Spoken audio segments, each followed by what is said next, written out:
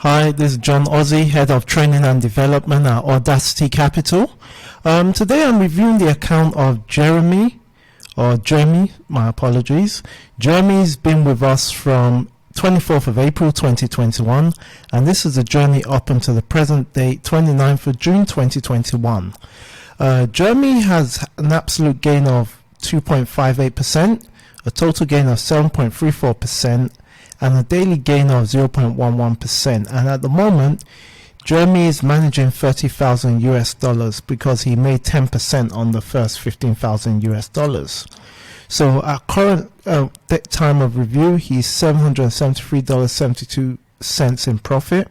We can see Jeremy's had the drawdown of minus 3.34%, minus 3.91%, and minus 3.26%, but he's gone on to hit his 10% over time on the 24th of June 2021.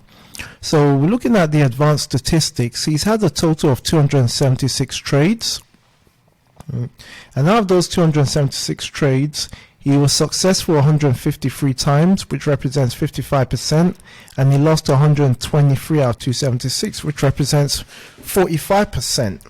So Jeremy is definitely above average trader, which is very good, reflecting the P&L.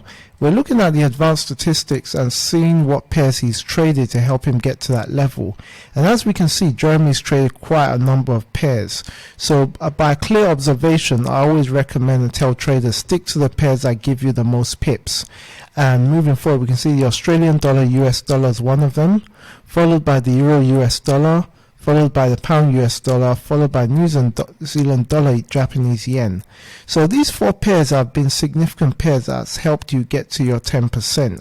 All the other pairs, you've had a reasonable attempt at them, but you're not very consistent with them, especially the US dollar CAD.